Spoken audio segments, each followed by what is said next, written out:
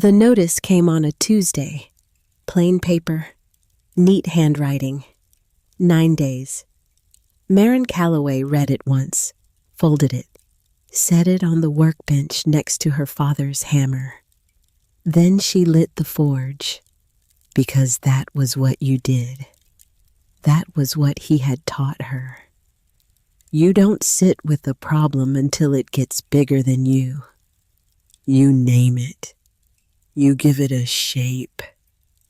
Then you get up and you work. 9 days before Wallace Pruitt's office took everything her father had spent his life building. 9 days before the hammer went silent and the forge went cold and the name Calloway meant nothing in Denton Hollow anymore. She was 20 years old.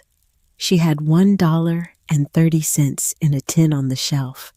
She had a forge, a set of tools, and a room at the back of the building her father had never once opened in the 20 years they lived there together. She had never asked why. Some questions, he used to say, wait until you're ready for the answer. Standing in that cold spring morning with 9 days left and no plan, and the sound of her own hammer, the only steady thing in the world, Marin Calloway decided she was ready. She just didn't know yet what she was about to find, or what it was going to cost every single person in this town to finally tell the truth. The weight of what remains. The notice came on a Tuesday. Plain paper, neat handwriting. The kind of handwriting that had been practiced into something cold and official. The kind that said, "This is not personal," even when it absolutely was. 9 days. Marin Calloway read it once. Standing in the doorway of the forge with the morning still gray around her, and the desert air carrying that particular bite of early spring that reminded you winter hadn't fully let go yet. She read it once and folded it in thirds and set it on the workbench next to her father's hammer. Then she lit the forge, because that was what you did. That was what he had taught her, standing right here in this same building when she was 7 years old and barely tall enough to see over the edge of the workbench. You don't sit with a problem until it gets bigger than you. You give it a shape. You write it down. You name it. Then you get up and you work. She opened the small notebook she had bought at the mercantile with her last few coins of change, turned to the inside cover, wrote the number 9, not a countdown, an accounting. 9 days before Wallace Pruitt's land office took everything her father had spent 30 years building. 9 days before the forge went cold and the hammer went silent and the name Calloway stopped meaning anything in Denton Hollow. 9 days before she became a 20-year-old woman with no property, no income, and nowhere particular to go. She looked at the number for exactly as long as it deserved. Then she picked up the hammer. The sound of it carried across the quiet western edge of Denton Hollow the way it always did. Clear and steady. A ringing sound that had a particular quality in the cold morning air, like it was announcing something. Like it was saying, "I am still here. Come what may, I am still here." Her father's forge had been on the other side of town, the eastern end near the road that came in from Las Vegas. She had started this one 3 months ago, the week after the funeral, with 2 of the tools she'd carried across town on her back. and the rest of the savings he'd left her, which had not been much because the last year of his illness had cost nearly everything. She had not cried at the funeral. She had stood straight in her one good dress and shaken hands and listened to Father Cormac say the right things, and watched the desert light move across the sandstone cliffs above the valley, and thought he would have hated all this fuss. Afterward, she had gone home and cried in private for 3 days. Then she had gotten up and lit the forge, because grief, she was learning, was not something you resolved. It was something you carried. And the question was not whether you carried it, but whether you let it make you stop moving. She had decided not to let it make her stop moving. The Greer boy came by mid-morning with a plow blade that needed reworking. 14 years old, and trying very hard to seem like he wasn't watching her technique with the interest of someone who wanted to learn it. She let him watch. She didn't comment on the watching. Some things went easier if you didn't make them official. She charged him what the work was worth. Not more, not less. He counted the coins out carefully and then stood for a moment longer than the transaction required. He said, "People say you're going to have to leave." She kept her eyes on the cooling metal. She said, "People say a lot of things." He considered that. He said, "My mother says you're not going anywhere." She looked up at him then. He was trying to look like he hadn't just said something that mattered. He was 14 and not very good at it yet. She said, "Your mother is a perceptive woman." He nodded like this confirmed something he had already suspected. Then he picked up the plow blade and headed back toward the lane. She watched him go and thought about his mother. Corey Delvain had lived in the small adobe house directly across the lane from Marin's forge for as long as anyone in Denton Hollow could remember. She was 68 years old, and she had the particular bearing of a woman who had been through enough that she no longer felt the need to pretend anything was other than what it was. Clement Delvain had been dead 7 years. She had loved him thoroughly and mourned him properly, and then gotten on with the business of living, which was, she said, what he would have wanted, and also what she wanted, and she saw no reason to perform extended suffering for the benefit of people who weren't him. She was the kind of woman who brought things when she came, not just food, though she brought food.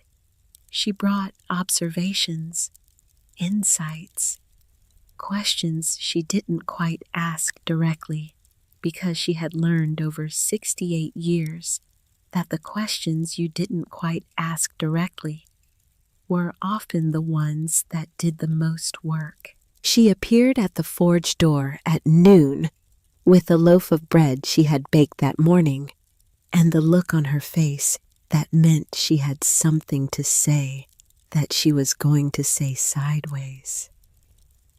She set the bread on the bench.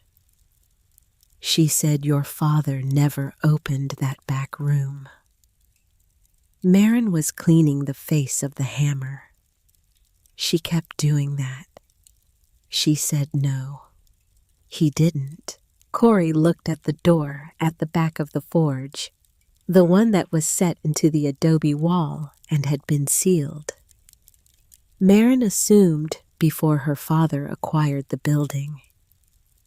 She had never asked about it directly because her father had never mentioned it directly, and there had been an understanding between them, the kind of understanding that doesn't need to be spoken, that some questions waited until they were ready.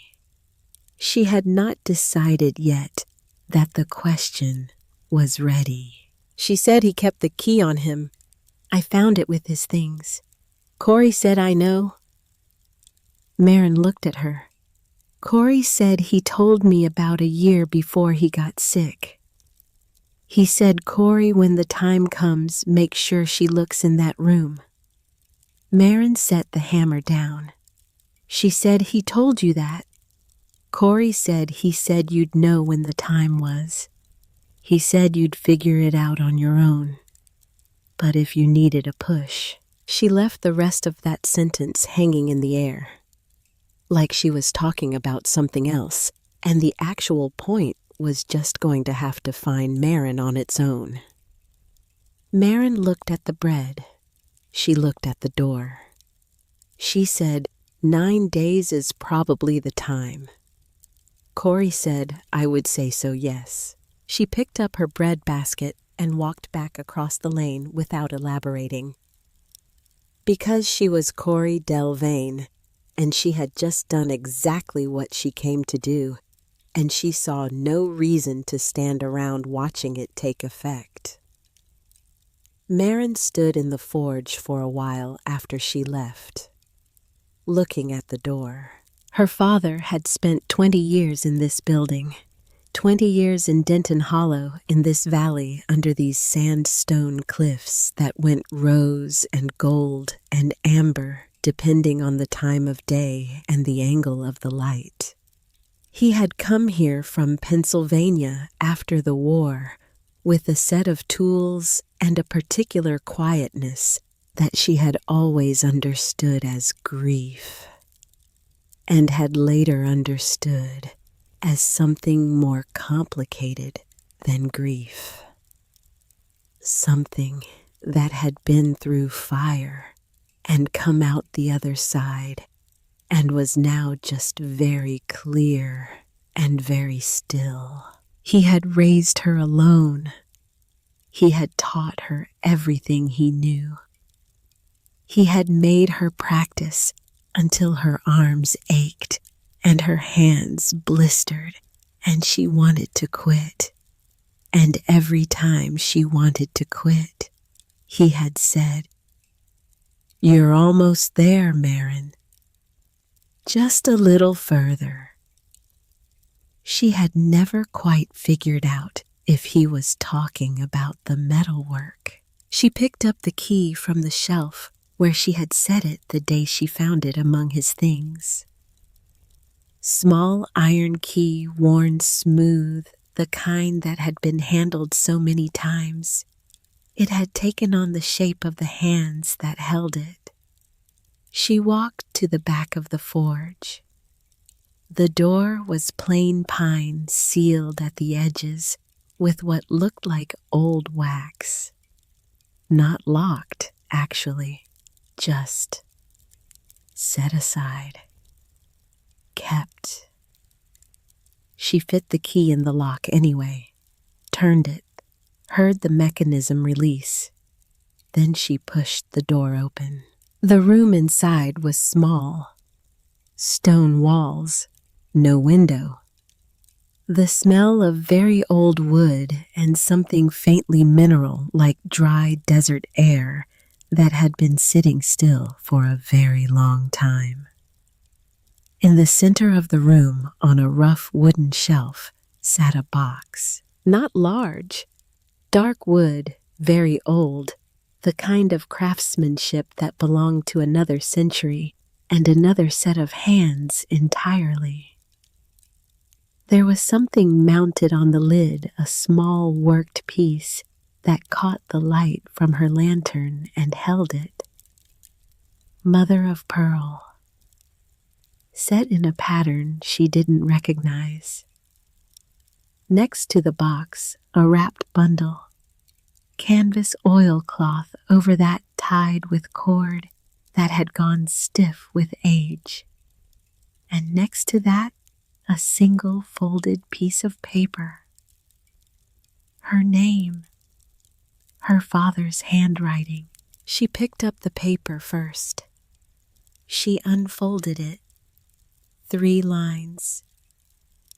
He was not a man of many words. I found this in 1872. You were 5 years old. I have been waiting for the right time ever since. Wait until you're ready, Marin. I think when you find this, you will be. She read it twice. She stood in the small stone room with the lantern throwing soft shadows against the walls, and her father's words in her hand, and something tight in her chest that was not quite grief, and not quite wonder, but some particular combination of the two that didn't have a clean name. He had known for 15 years.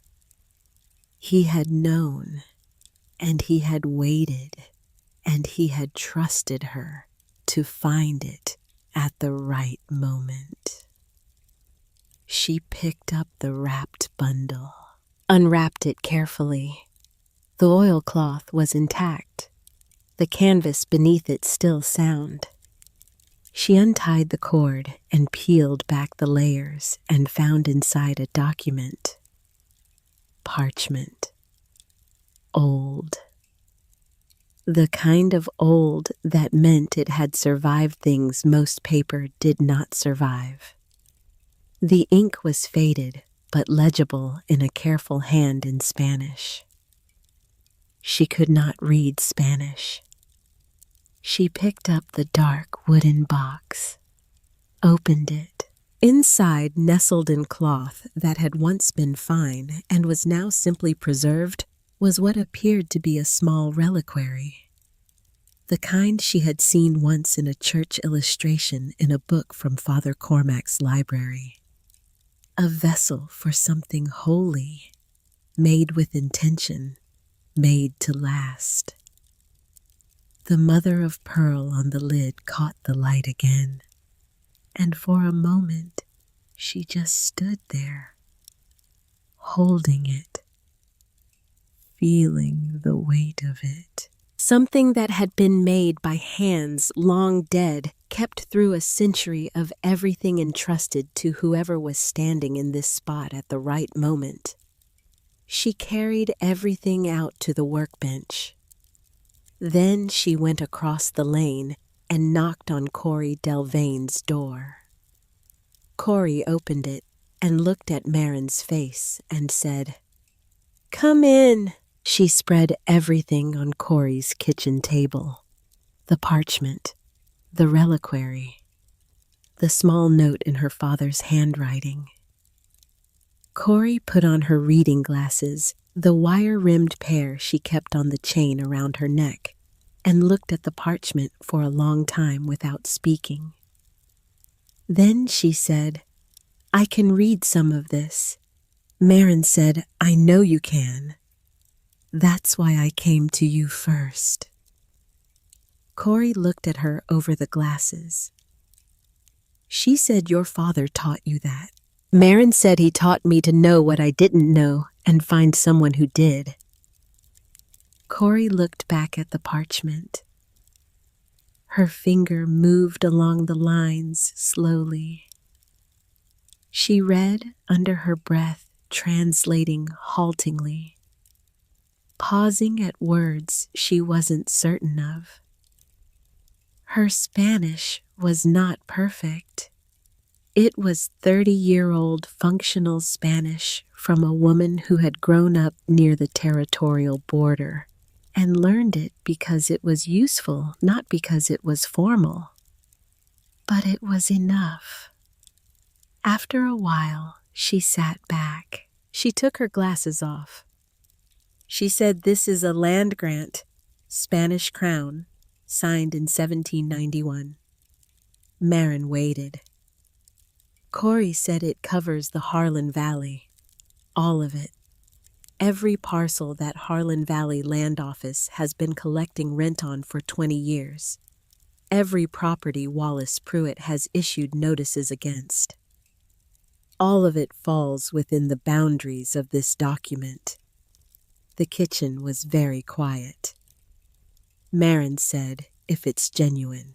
Corey said, if it's genuine, then under the Treaty of Guadalupe, Hidalgo Spanish land grants supersede subsequent territorial claims. Which means Harlan Valley Land Office has no legal standing.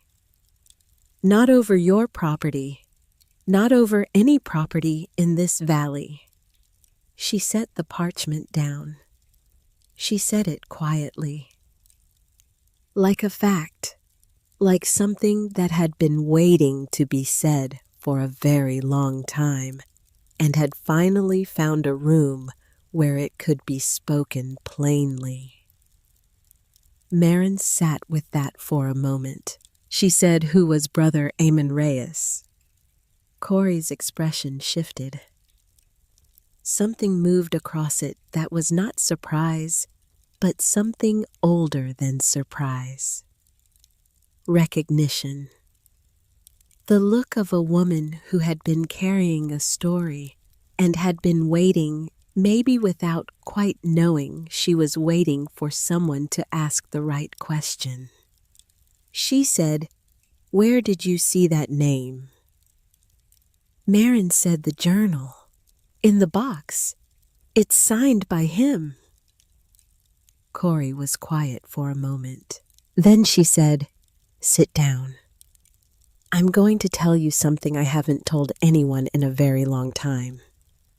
She told her about Brother Amon Reyes, a Franciscan friar. Part of the mission established in this valley in the 1780s, one of the small chain of missions that stretched across the territory before everything changed. He had been a careful man, a thorough man, the kind of man who wrote things down because he believed that what was written could survive what was spoken could not.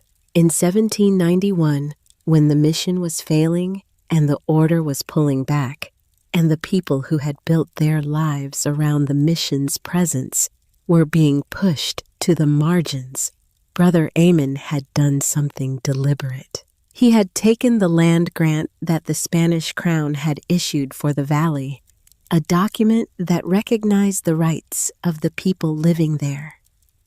The original people, the ones who had been there before any mission or any territorial claim, and he had made 2 copies. 2 complete, witnessed, sealed copies. And he had buried them in 2 separate locations, each wrapped in oilcloth and canvas to survive, because he knew. He knew what was coming. He knew that documents had a way of disappearing when powerful men found them inconvenient. And he had trusted that someone who came after someone he would never meet would need what he was preserving. Corey paused. She said there was a woman who helped him. Her name was Rowena. She was one of the people the grant was meant to protect. She knew the valley better than anyone, and she showed him where to hide the copies. Safe places, places that would hold. She paused again. She said the Harlan family had Rowena's family removed from this valley in the 1840s. 40 years ago, before any of us were here. They rewrote the history of who had rights to this land, and they were thorough about it, and they did it when they thought no one was looking. She picked up the reliquary, held it carefully. She said Brother Amon kept this too, his personal reliquary. He left it with the documents as a kind of witness. Something sacred alongside something legal. He wanted whoever found it to understand that this wasn't just paperwork. This was someone's life, someone's home, someone's right to exist in a place they had always belonged. The kitchen was very still. Marin looked at the parchment, at the reliquary, at the face of Corey Delvane, 68 years old, who had been holding this story for reasons Marin didn't fully understand yet. She said, "How do you know all of this?" Corey set the reliquary down. She said, "Because Clement knew. And Clement told me." She said it quietly, like something being set down after a long time being carried. And then she said the thing that changed the shape of everything Marin had understood up to that moment.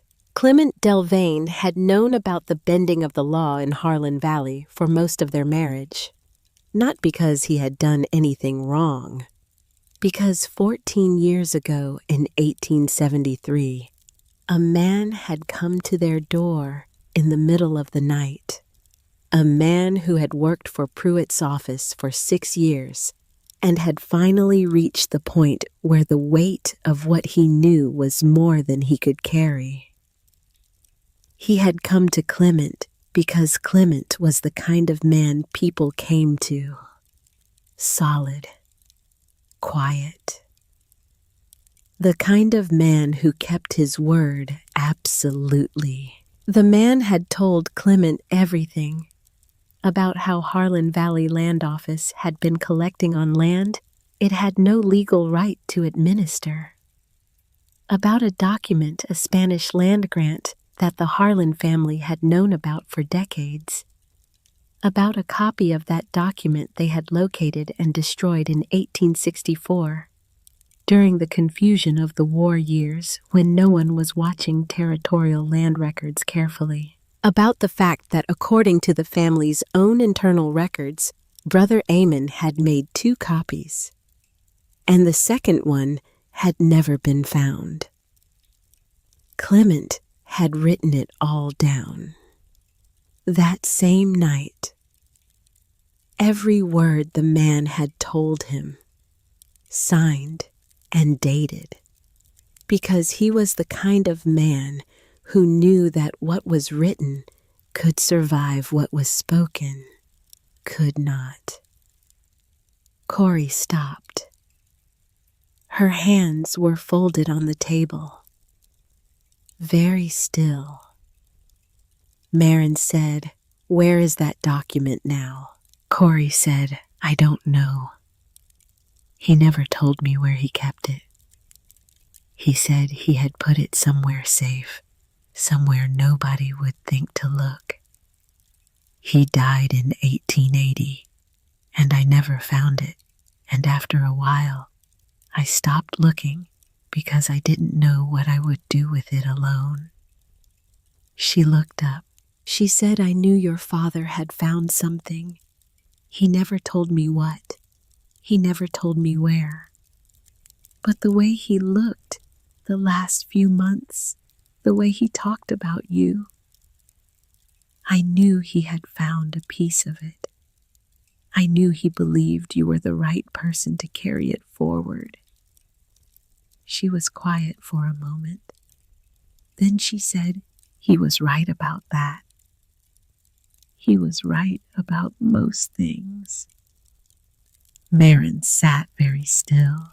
She thought about her father, about 15 years of silence, about the key worn smooth in the lock it had never been used in, about 3 lines of handwriting and a room that had been waiting. This was not a coincidence. None of this was coincidence. This was preparation. Patient, careful, deliberate preparation by a man who understood that timing was everything and that the right tools at the wrong moment accomplished nothing. He had been getting her ready. For 20 years, he had been getting her ready without ever saying so directly.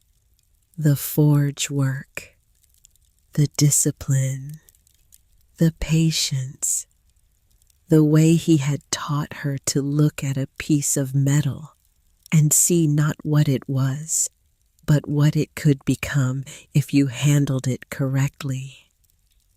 Look at the structure, Marin. See what's really there. She picked up the parchment. She said, I need to find someone who knows land law. Corey said, Blythe Horn. Marin said the woman on the North Road. Corey said she was married to a lawyer for 22 years. She read everything he brought home.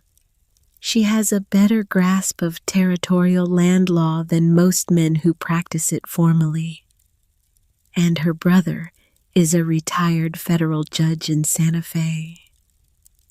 Marin looked at her. Corey said, I know things too. She said it without vanity, just as information. Marin wrapped the parchment back in its oilcloth, picked up the reliquary, looked at it one more time in the afternoon light coming through Corey's kitchen window. Made by hands that had been dead for nearly a century, kept through decades of everything, entrusted across time to whoever was standing in the right spot at the right moment. She thought about Brother Amon standing in a failing mission in 1791, making 2 copies of a document he might never see used. Trusting someone not yet born with the most important thing he had. She thought about Clement Delvain writing down a stranger's confession in the middle of the night and hiding it somewhere he thought it would be safe, and dying before he could tell anyone where. She thought about her father finding a 100-year-old box in the back room of a forge and deciding that the answer was not to act immediately, but to wait. To raise a daughter who would know what to do with it when the time came. All of them making careful decisions in the dark. Trusting the future. Trusting the person who would come next. She was the person who came next. She said, I'm going to see Blythe Horn this afternoon. Corey said, I'll walk with you. Marin nodded, started gathering the documents. She had 7 days left, but for the first time since the notice arrived, the number didn't feel like a weight pressing down on her.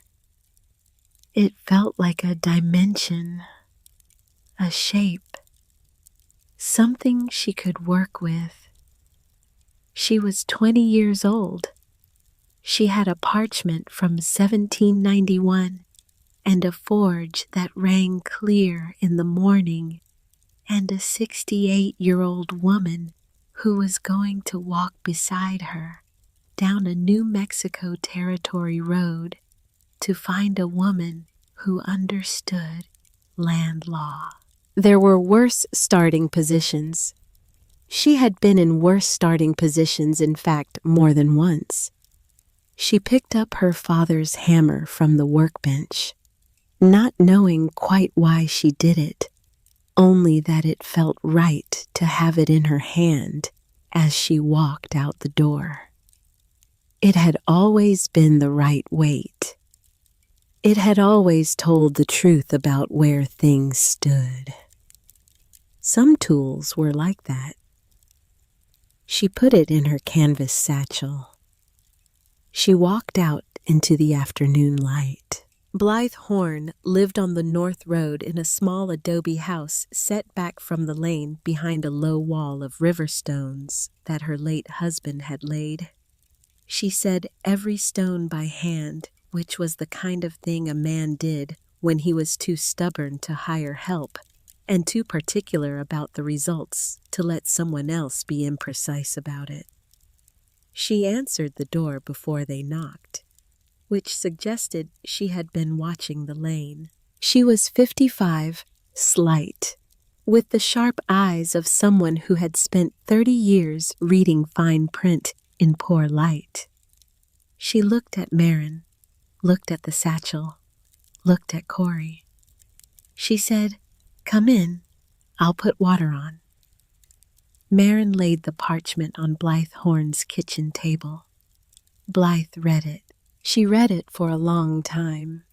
She turned it carefully at the edges and looked at the seal and held it at an angle toward the window light and read it again.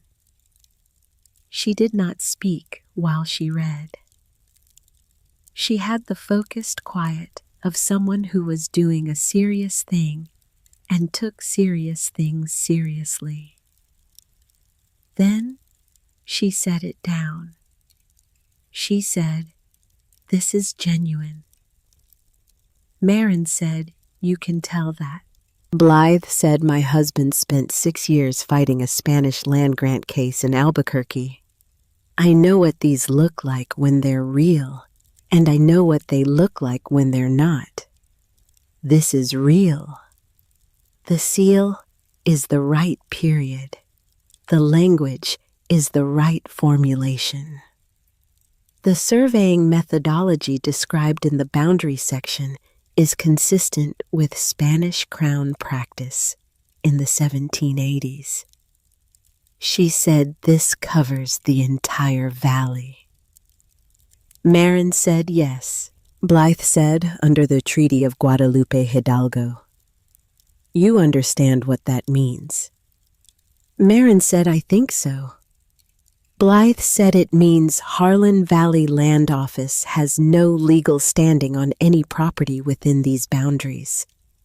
Not yours, not the families on the North Road, not the ranches to the south. None of it. Every notice Pruitt has issued, every collection he has made, every threat he has levied for 20 years has been done without any legitimate legal authority. The kitchen was very quiet, Corey said, and now she has 9 days. Blythe looked at Marin. Then she got up and went to the small writing desk in the corner of the room. She took out paper and pen and an envelope. She said, "My brother is not entirely retired." She said it like she had been waiting a long time to say it. She sat down and began to write. The letter would go to Santa Fe on the morning stage.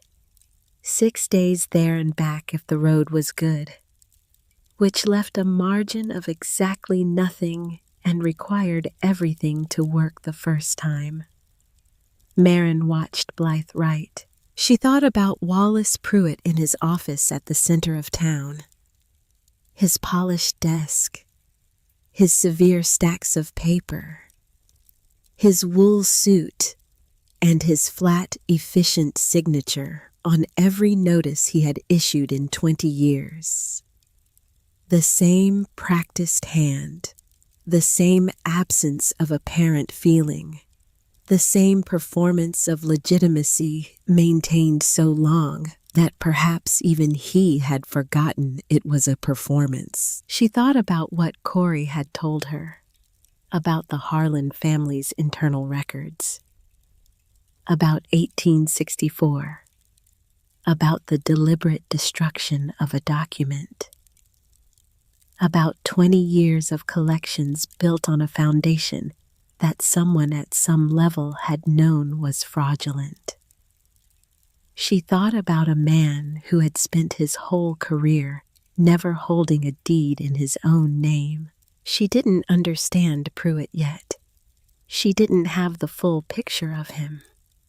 But she was beginning to understand the shape of it, the outline of what a person could become if they spent long enough executing the will of a system they had never once asked the right questions about. That thought made her feel something complicated. She set it aside. There was work to do first. Blythe sealed the envelope. She said, "I need you to understand that even if my brother confirms this, the formal process will take time. Time you may not have." Marin said, "I know." Blythe said, "What I need from you is patience and steadiness. Keep the forge going. Keep doing the work. Don't give Pruitt anything to point to. No confrontations. No public statements. Just keep being what you are." Marin almost smiled at that. She said, "That's the part I know how to do." Blythe looked at her for a moment. She said, "Your father was the most patient man I knew. He sat on this for 15 years because he knew the moment had to be exactly right." She paused. "Don't waste that." Marin nodded. She picked up the parchment, wrapped it carefully, placed it back in the satchel next to the hammer. She walked home in the late afternoon light with Corey beside her, and the desert going gold and rose around them, and the sandstone cliffs above the valley doing what they did in that particular hour, which was to look like something from a world that was older and steadier than any human trouble. She thought about Brother Amon burying 2 boxes in 2 safe places in 1791, trusting the future. She thought about her father finding one of those boxes in 1872 and deciding to wait 15 years for the right moment. She thought about Clement Delvain writing down a stranger's truth in the middle of the night and hiding it somewhere he believed would hold. All of them in the dark. All of them doing careful work with no guarantee of outcome. All of them trusting the person who would come next. 7 days. She was going to need to find Clement's document. She just didn't know where yet. But she knew something her father had taught her in the forge, something that applied to more than metalwork. Start with what you have. Pay attention to what the structure is telling you. Work carefully. The answer is usually in the material if you look at it right. She walked through the door of her forge. She lit the lamp. She began to look. The weight of what remains. The mornings were the thing. That was what Marin held on to. When everything else felt uncertain and shifting, and too large to get her hands around. The mornings were solid. The mornings were hers. She woke before light, dressed in the dark, lit the forge, and then the sound of it. That clear, ringing sound, carrying out across the quiet western edge of Denton Hollow in the cold spring air. Not a declaration, not a protest, just a fact. Just, I am still here. Come back tomorrow, and I will still be here. Come back the day after that. People had started timing their mornings by it. She knew this because Corey had mentioned it. Sideways. The way Corey mentioned everything that mattered. She had said, "Holt Creech told me he sets his coffee water on when he hears your hammer. Said it's more reliable than the church bell." Marin had not responded to that directly, but she had filed it away in the place where she kept the things that mattered without being convenient to acknowledge. 7 days. 6. 5. The letter was on its way to Santa Fe. Blythe Horn had confirmed it went out on the Tuesday stage. Her brother would receive it within 6 days if the road was good. He would need time to read it, time to think, time to write back. The math was uncomfortable. Marin did not dwell on it. She worked. The woman from the North Road came by on day 6 with a broken hinge and a look on her face that was testing something. Not the hinge. Marin. She watched Marin work with careful eyes, the kind of watching that was actually listening for something that wasn't being said out loud. Marin fixed the hinge. Wouldn't take payment. The woman stood for a moment. She said, "My husband has been talking with the others, the families on our end." Marin kept her eyes on the cooling metal. The woman said, "They want to know what you need from them." Marin set the hinge on the bench. She said, "Not yet. But tell them to keep paying attention." The woman nodded, left, and that was how it went. Not meetings, not speeches, not some organized gathering where people pledged things they weren't sure they could deliver. Just people coming by with broken things, staying longer than the repair required, asking questions that went sideways the way questions did in Denton Hollow when people wanted to know something without committing to asking it directly. The town was waking up, slowly, carefully, the way things wake when they have been pretending to sleep for a long time and they have finally decided it might be safe to stop. Father Cormac moved through it all like a man who had been waiting his whole tenure for exactly this moment. He was 65 years old, Irish-born, 22 years in this valley, and he had the particular quality of a priest who took his pastoral responsibilities seriously enough to be genuinely useful. He knew every family. He knew their histories. He knew who would come to him and how to ask. He took affidavits quietly. In the rectory, one family at a time. He had a way of making the process feel less like a legal proceeding and more like a confession, which in some cases it was.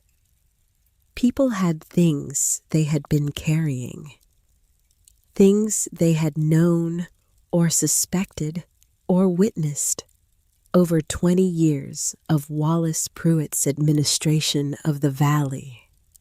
Things they had not said because saying them had seemed both dangerous and pointless. Father Cormac made them feel like saying them was neither.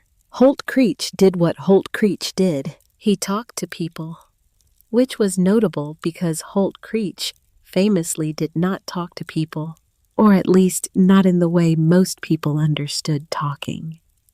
He talked in the way of a man who had spent 50 years doing precise work and had come to understand that words were tools, and tools should be used correctly and not in excess.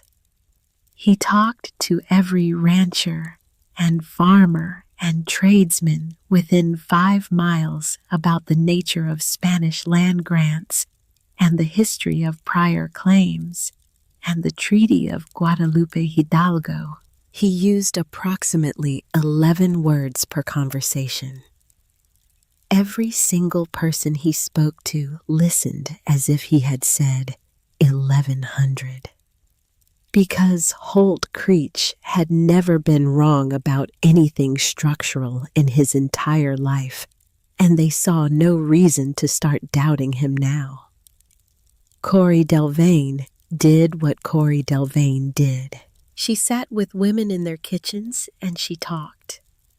Not organizing, not recruiting, just talking the way she had apparently been not talking for 14 years, which meant she had reserves. Deep, accumulated, thoroughly aged reserves. She told them about Brother Amon and what he had preserved, about Rowena and what had been taken, about the document in the box and what it meant and what it could mean if the right people held it at the right time. She told it quietly, and she told it true. And each woman she told it to had the same expression afterward. The one that said, "I am rearranging the furniture in my understanding of this place." Marin watched all of this and kept her forge going, because she understood something now that she hadn't at the beginning. She had thought the forge was her practical contribution. I fix things. I make things, let other people do the talking. But it was more than that. The sound of her hammer every morning was itself a kind of message. Not a speech, a fact. A daily repeated, unignorable fact that said, I have not left. I am not leaving. This is what staying looks like.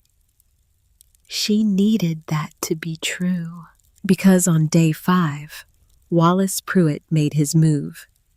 Not dramatically, not openly. That was not how Pruitt operated. He had spent 20 years learning to apply pressure in ways that left no fingerprints, ways that felt like ordinary business, like the natural consequence of existing in a system that had rules, and those rules had teeth.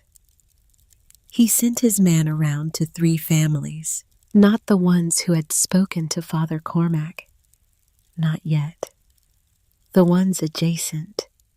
The ones who were watching but had not yet decided which direction to fall. His man was pleasant, polite.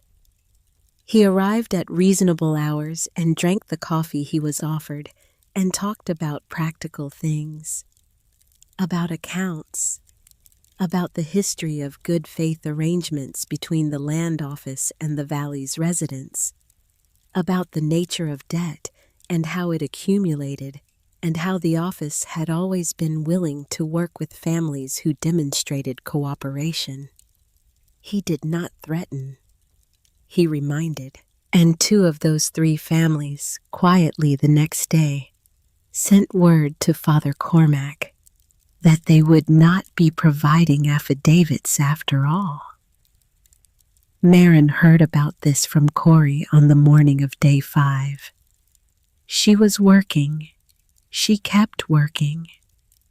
Corey stood in the forge doorway with her arms folded and her face doing the thing it did when she was containing something. She said the Garver family and the Whitlow family have pulled back. Marin said, I heard. Corey said, it's not enough to stop us. Marin said, I know. She kept her eyes on the medal. The medal didn't know about the Garver family or the Whitlow family. The medal just responded to what you did with it, which was in that moment the most stable thing in her world. But she felt it, the shift, the small, cold current of doubt that ran through the work. Because here was the thing she hadn't told Corey, hadn't told Blythe, hadn't told anyone because saying it out loud made it more real, and she was not yet ready for it to be more real. She had 4 days left. The letter would arrive in Santa Fe on day 3 at the earliest. If Blythe's brother responded immediately, which he would not, because nobody responded to anything, immediately, she would receive a reply by day 7 at the earliest. which was one day too late. She had been running the numbers since the letter left, turning them over in the quiet between hammer strikes, and every way she arranged them, they came out the same. She did not have enough time, unless she found Clement's document. She had been searching for 4 days. Every evening after the work was done, systematically, starting with the obvious places and moving to the less obvious ones. The forge floor, the walls, the ceiling joists, the shelf where her father kept his reference books, behind the books, under the floorboards in the corner, where the boards sat slightly proud, which she had always assumed was settling, but which turned out to be settling. Nothing. She had gone through every box her father had left, every bundle of papers, every folded cloth.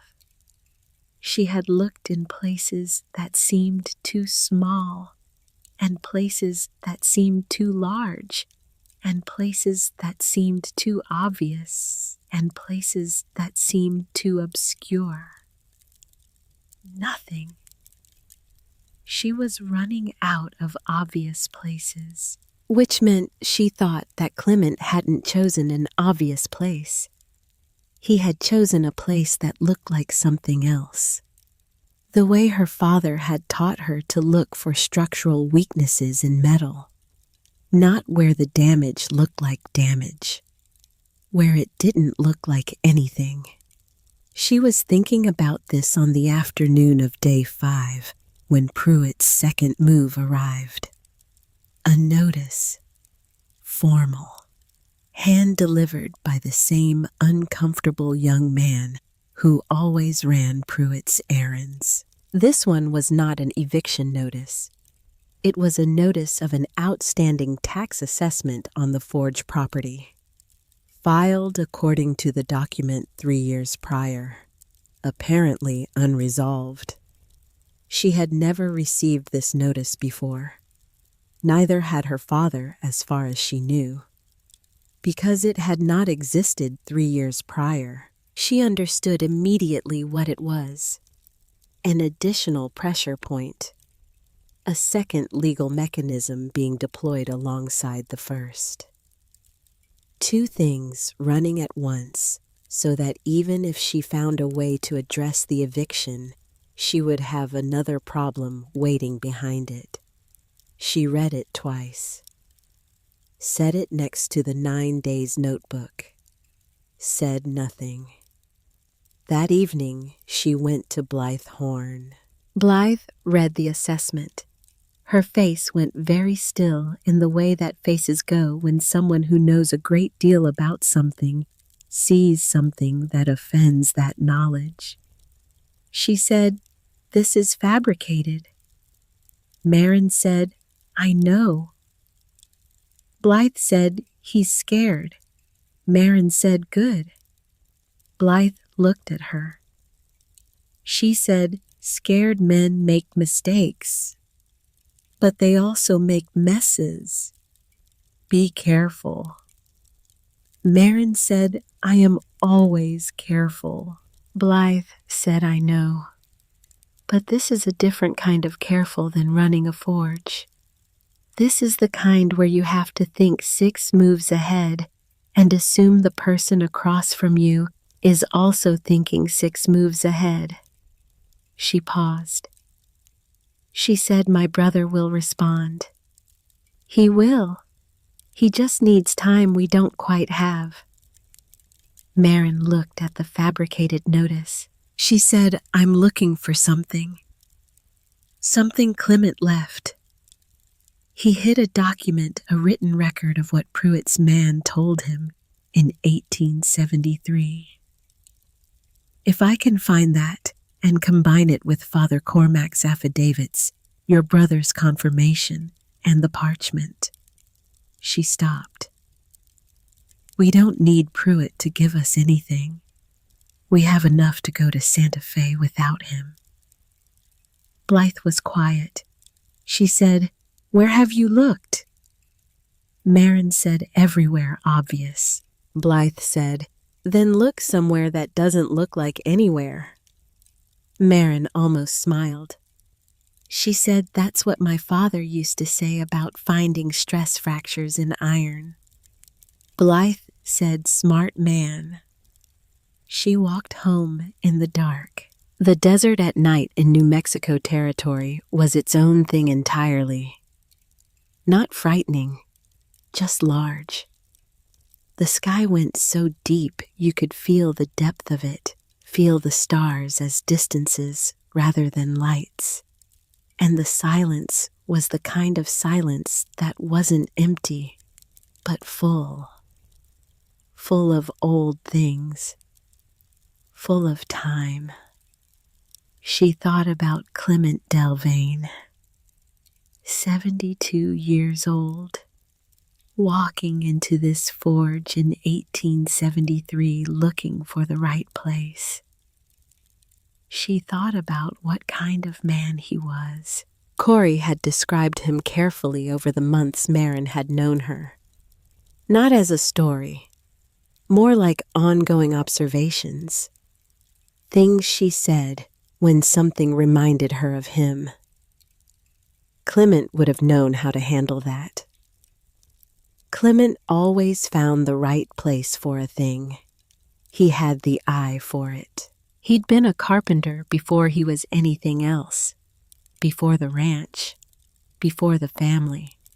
Before everything else, he had been a man who worked with wood and who understood the nature of how things were built and where the strong places were and how to use them.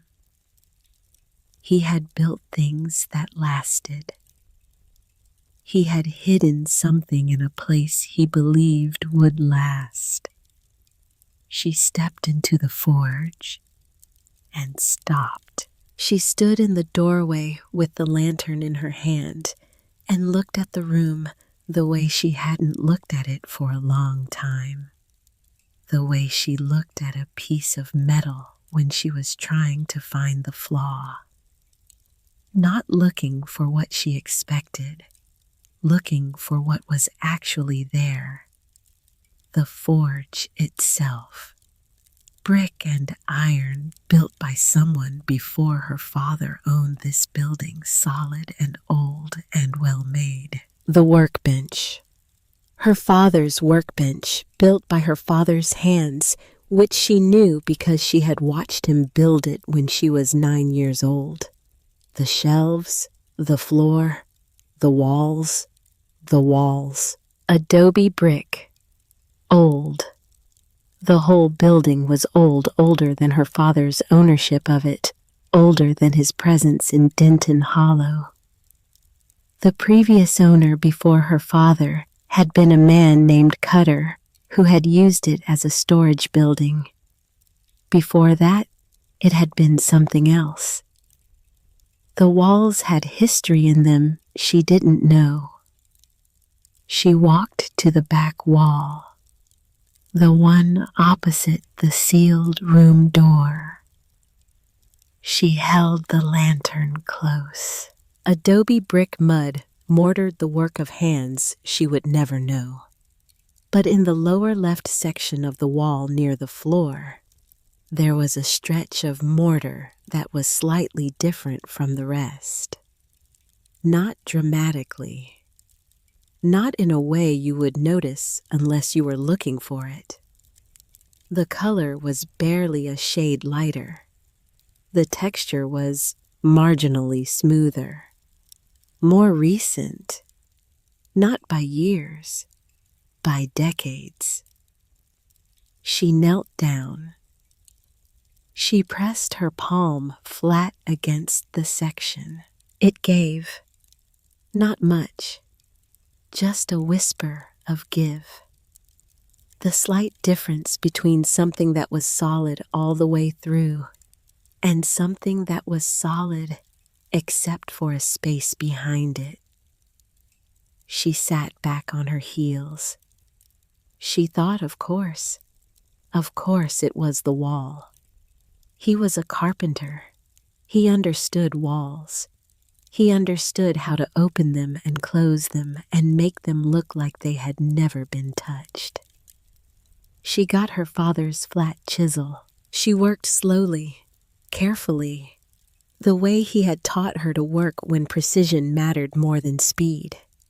She found the edges of the section, worked the mortar loose in small pieces, set each piece aside. It took an hour. At the end of that hour, she had a section of brick removed, a space behind it the size of a thick book, dry, protected. Inside, wrapped in canvas and oilcloth, exactly like the parchment had been wrapped, was a folded document. She sat on the floor of her forge with the lantern balanced beside her, and her heart going in a way she was not going to describe to anyone, and she unfolded it. Clement Delvane's handwriting. She recognized it from the notes Corey had shown her. Careful, deliberate, the handwriting of a man who took the act of writing seriously.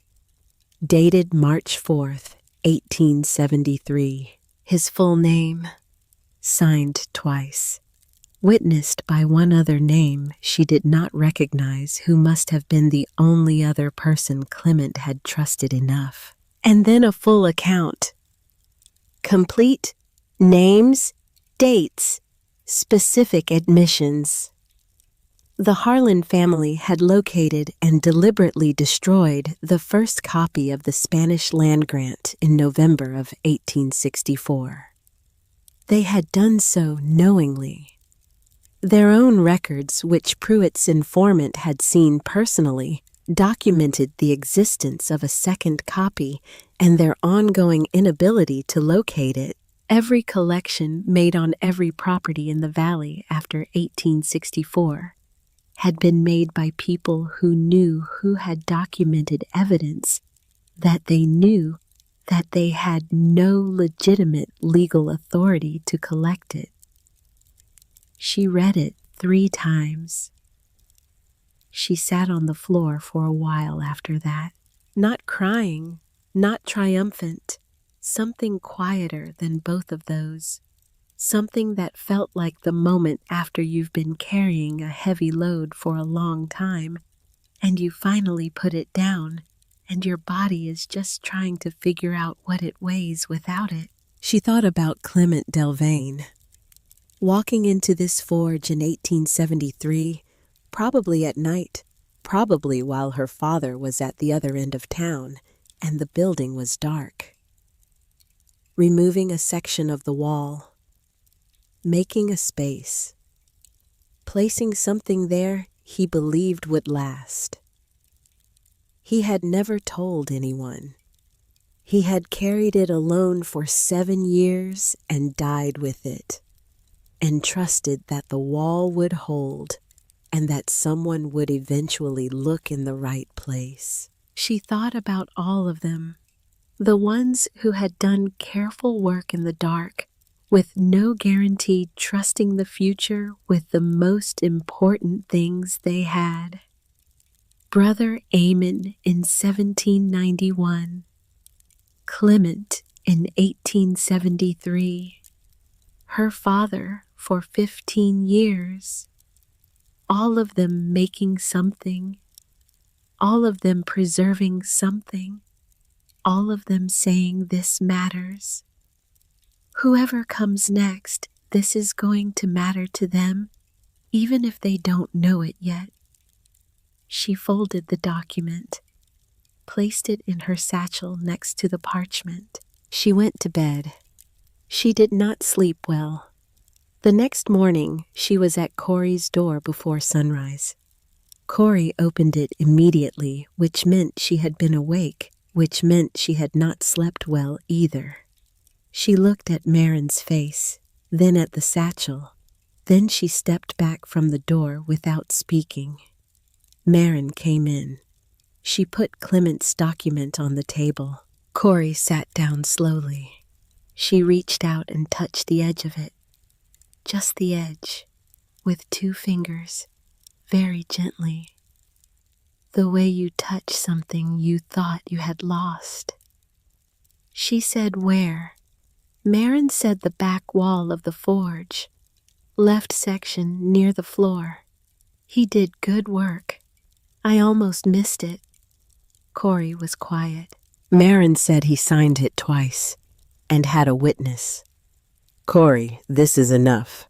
Combined with the parchment and Father Cormac's affidavits and Blythe's brother's confirmation from Santa Fe, this is more than enough.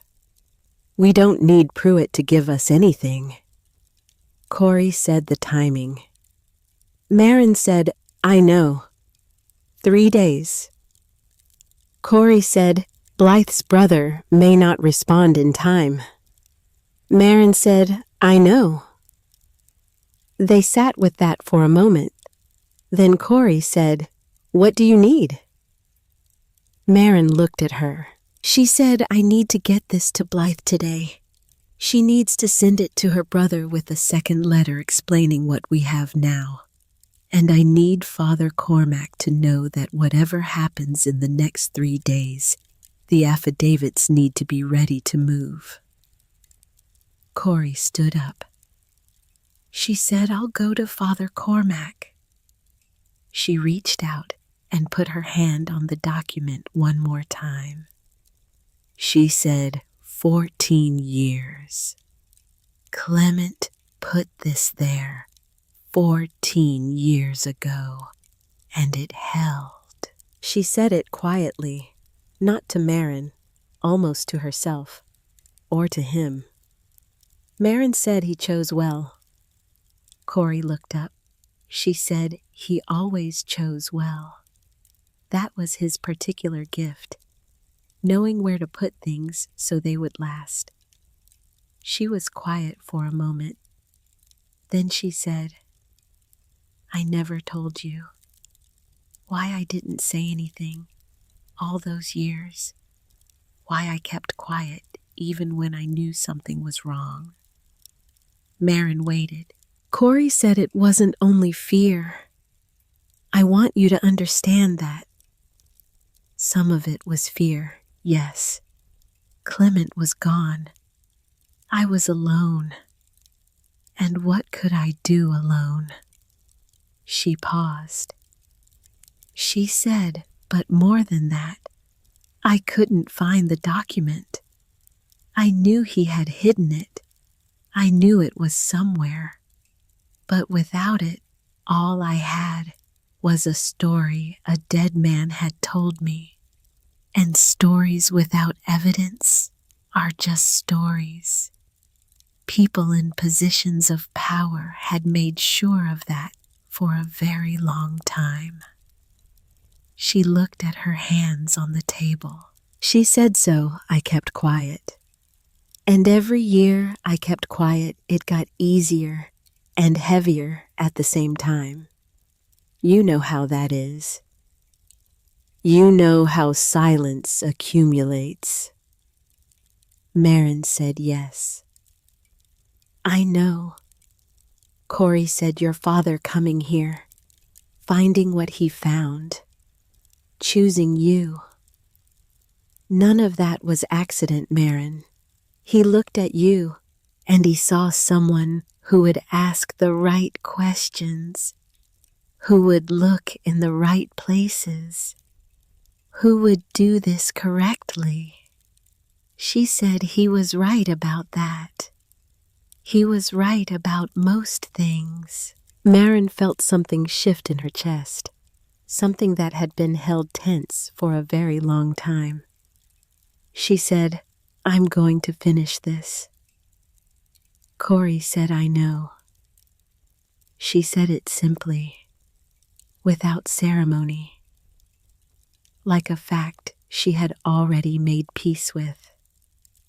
Marin took the document to Blythe Horn.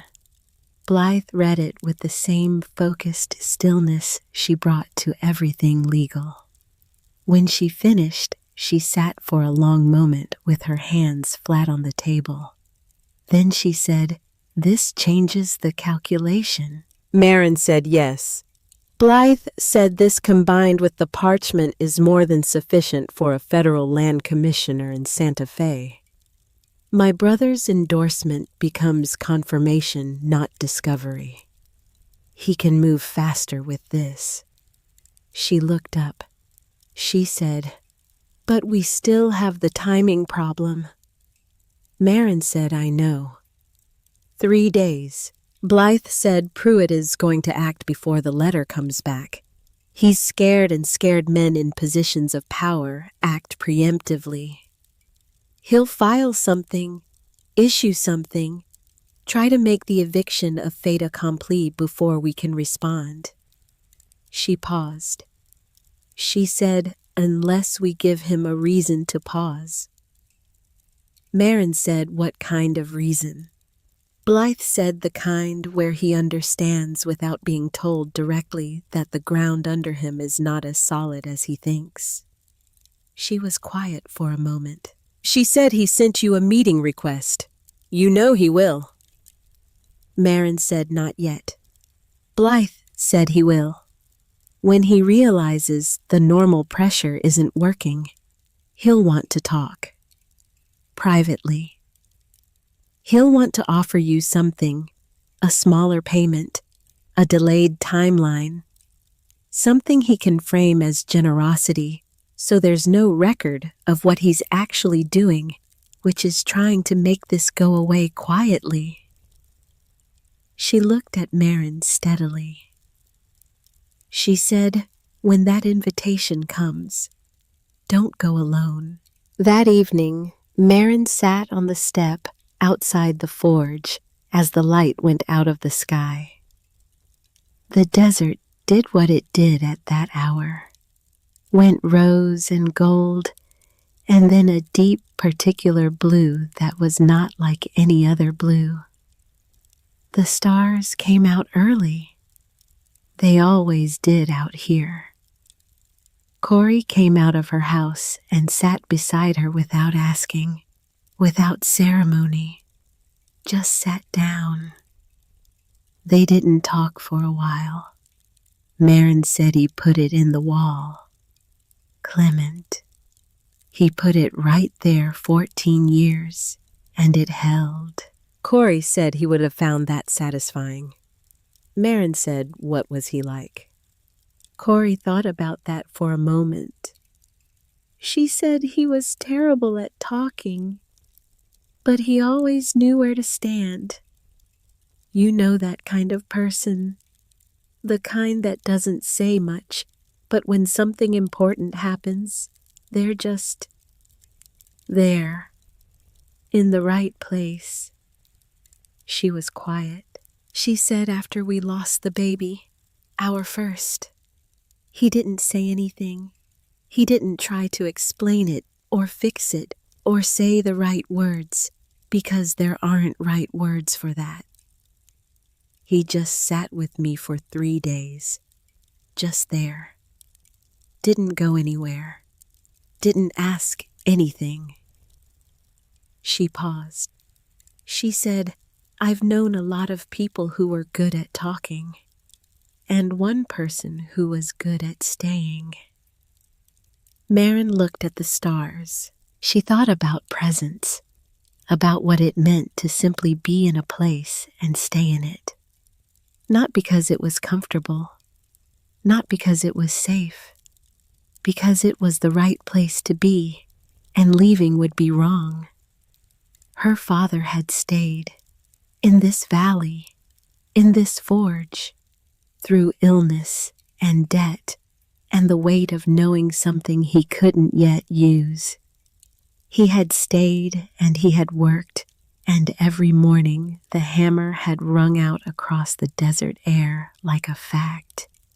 She was going to stay too. 2 days left. 1 day almost if she counted from sunrise. She was going to stay, and the hammer was going to ring. And whatever Wallace Pruitt was going to do, he was going to have to do it while the whole town heard her still there. She said, "I think the document is going to be enough." Corey said, "I think so too." Marin said it needs to be.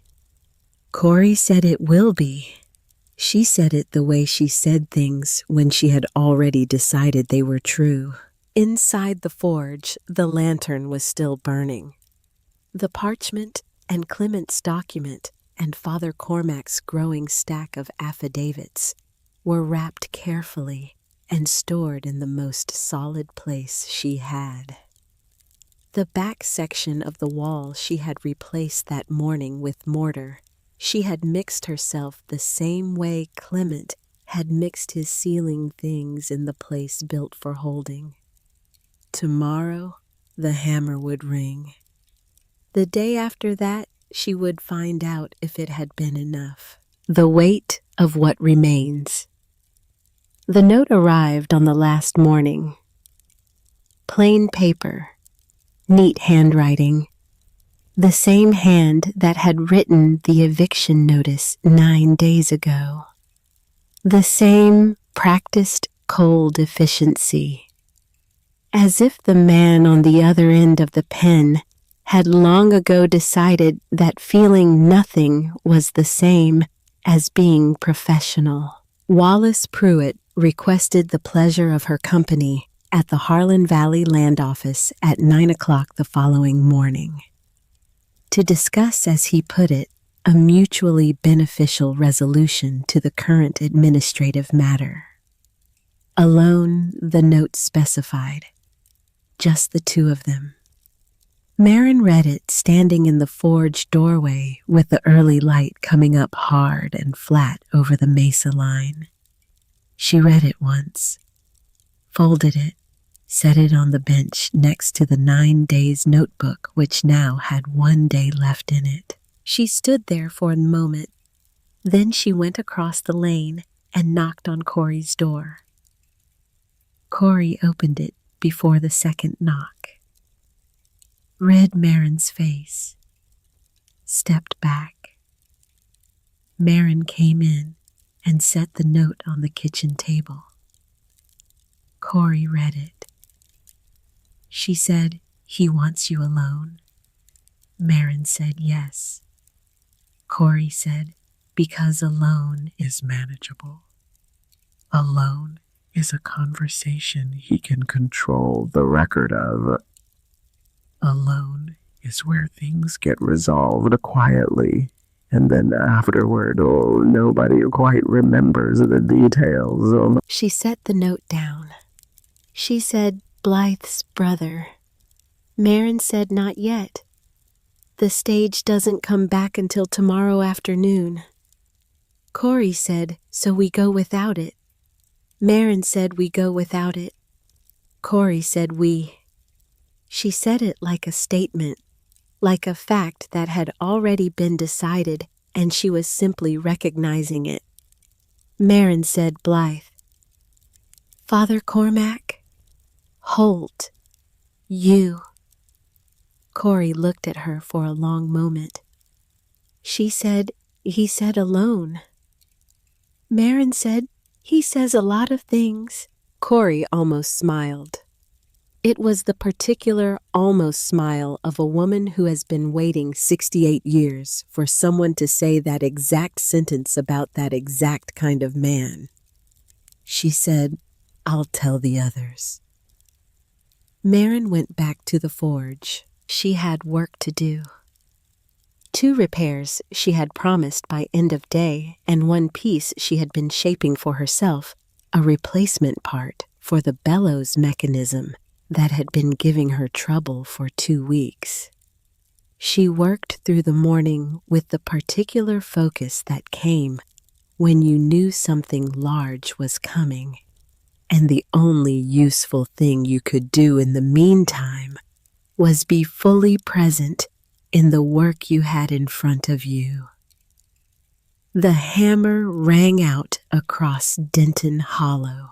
clear, steady, a ringing sound that said what it always said. I am still here.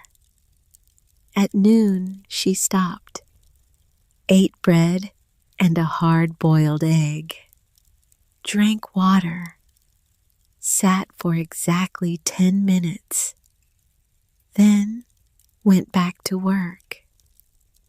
She thought about what she was going to say to Pruitt. Not the arguments. She had those.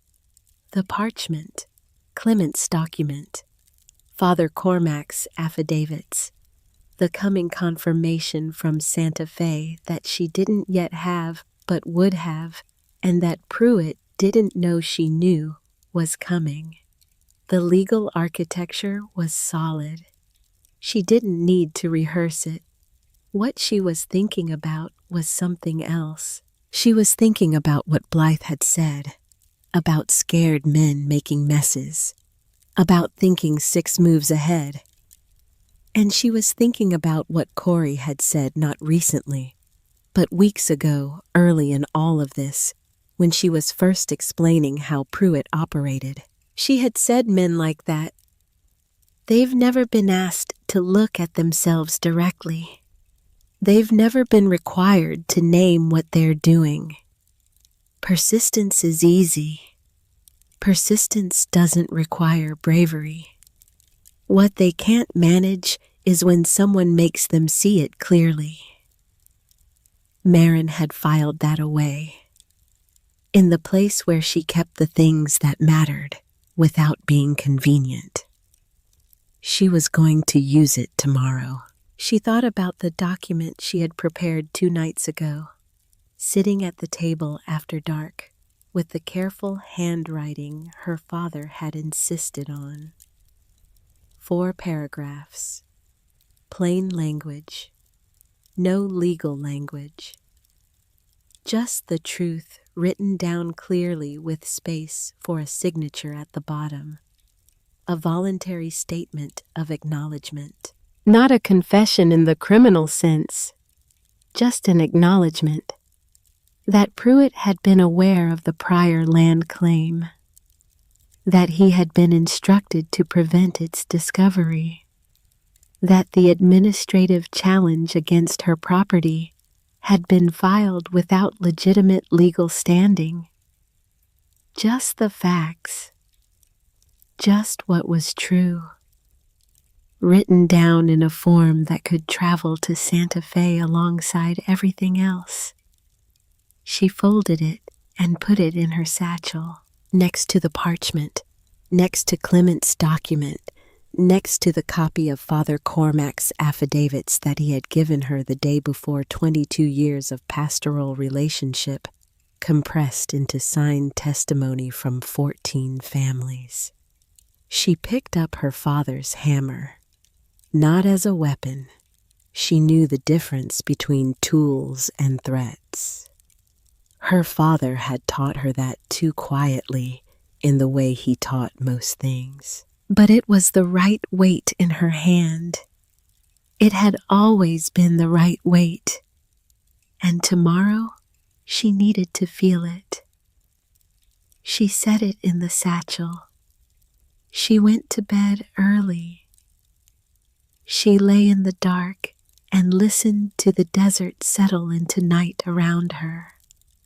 The small sounds, a door somewhere, wind moving through the juniper along the ridge, the particular silence of a town that was for the most part waiting for something without quite knowing what it was waiting for. She thought about Brother Amon Reyes, standing in a failing mission in 1791, wrapping documents in oilcloth, carrying them to a place Rowena had shown him, setting them down in the dark and covering them over and walking away, not knowing if they would last, not knowing if anyone would come, just making the decision that the truth was worth preserving, and trusting the future with it. She thought about Clement, walking into this forge in 1873, finding the right place in the wall, setting his document in the dark, replacing the brick, smoothing the mortar, walking home to Corey, who did not know what he had done or where he had done it, and sitting down to dinner and not saying a word because he was a man who understood that some things were savory and some were just waiting for their time. He thought about her father. Finding the box in 1872, sitting with it, understanding what it was, looking at his 5-year-old daughter across the supper table and deciding not yet, not now, but soon, when she's ready. I'll know when she's ready. 15 years of knowing, 15 years of quiet preparation. Every lesson at the forge, every instruction about patience and timing and reading the metal, every time he had said, "Look at the structure, Marin, see what's really there." All of it aimed at this, at her. Standing in a room tomorrow with a man who had been running on borrowed authority for 20 years. She fell asleep thinking about her father's voice and woke up to the sound of her own hammer in her head. Not actual sound, just the memory of it, clear and steady and true. She dressed carefully, her cleanest dress, her good boots. She combed her hair back and pinned it and looked at herself in the small mirror and thought, this is what ready looks like. Not fearless, not certain, just ready. She picked up the satchel. She walked out of the forge into the cold, clear morning. Corey was waiting in the lane. Of course she was, standing straight in her good coat, hands folded in front of her.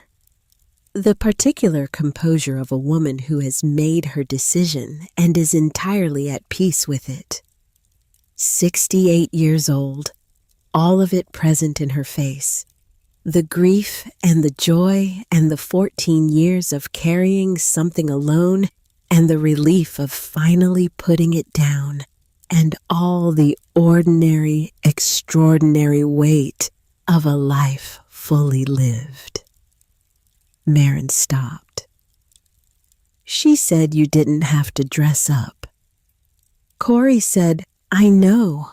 She said it in a way that meant she had done it deliberately and was not going to explain herself further. And that was the end of that. Blythe Horn stood slightly to Corey's left, smaller, sharper.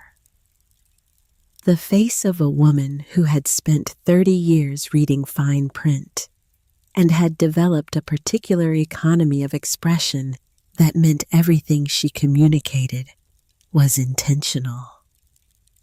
She was carrying a leather document case, the one that had belonged to her husband. Father Cormac stood behind them, hands clasped, not nervous, patient, the patience of a man who had given last rites and baptisms and everything in between for 22 years in this valley, and had learned that the significant moments of life rarely announce themselves with adequate preparation time. And beside Father Cormac, arms folded expression indicating that he was doing this under protest, and would be resuming not doing things under protest as soon as it was over, stood Holt Creech. 72 years old, work coat, hands that had been precise for 50 years and showed it. The single most reliable structural opinion in the entire territory. Marin looked at all of them. She said he said to come alone. Holt said we heard. Just 2 words. But in the way of Holt Creech, 2 words carried the full weight of everything he had decided about the matter. They walked. 5 people down the center lane of Denton Hollow on a cold, clear morning, the sky a hard, flat blue above the mesa line, and the air carrying that bite of early spring that reminded you things were changing, but not all the way changed yet. Not marching, not dramatic, just walking at an ordinary pace toward the land office at the center of town. And here was the thing. People saw them. The woman from the North Road standing at her gate with her morning coffee watched them come and set the cup down and went inside. A few moments later, the door opened again, and she came out with her husband. They fell in behind. Not close, just behind. Holt's neighbor, old man Purcell, was on his porch when they passed. He watched them for a moment. Then he set down his pipe and walked down his steps and followed. The family that ran the laundry on the south end. 3 generations, grandmother to grandchildren. The grandmother came to the doorway and watched and said something to the daughter behind her, and they all came out. The grandmother moved slowly, but she moved steadily, and she did not stop. The Greer boy came out of the stable yard and looked and went to get his mother, and she came back with him buttoning her coat as she walked. Nobody had been asked. Nobody had been told. There was no plan for this, no arrangement, no organized response. Just people who had been watching from their doorways and their windows and their gate posts and had finally decided that this was the moment to stop watching and start standing somewhere. By the time Marin reached the door of the Harlan Valley Land Office, there were 30 people in the street behind her. Quiet, not a mob, not aggressive, not a demonstration in the formal sense, just present, just there, just bearing witness in the way that communities do when they have finally found the thing they are willing to stand for. Marin stopped at the door. She looked at the building, plain wood and adobe. A sign above the door that said Harlan Valley Land Office in the same neat official lettering as every notice she had ever received from it. A polished window. Inside, through the glass, the shape of the office, the desk, the severe stacks of paper, the performance of legitimacy maintained so long it had become indistinguishable from the thing it was performing. She breathed in. She breathed out. She thought, this is just a room, just a man, just a set of papers that are either going to mean something or they're not. She thought your father waited 15 years for this. Clement waited until he died. Brother Amon waited 100 years. You can walk through a door. She opened it. Pruitt was at his desk, as always.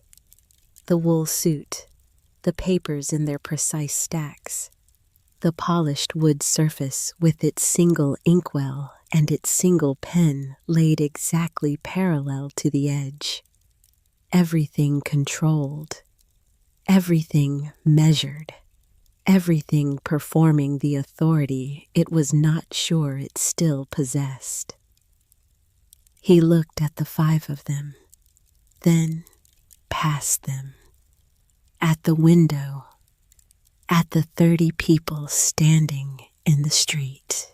And for the first time in every interaction she had ever had with him, in every formal notice and every legal document and every administrative communication he had sent through the uncomfortable young man who ran his errands, Wallace Pruitt's face did something uncontrolled, something it had not been asked to do. It just fell. Not dramatically, not into pieces, not the collapse of a villain in a story who realizes his scheme has failed. Just a slow, quiet subsidence, like a wall that has been bearing weight for too long and finally finds that the weight is gone and doesn't quite know anymore what it's supposed to be doing without it. He was 52 years old. And in that moment, he looked every year of it, looked every year of 20 years of precise signatures and neat handwriting and wool suits and performed authority, looked every year of a life spent in service to something that had never once asked if he was all right. Marin walked to the desk. She set the satchel down. She took out the parchment and laid it on the polished wood. Then Clement's document. Then Father Cormac's bound affidavits. Then the voluntary statement she had written herself, folded neatly in thirds.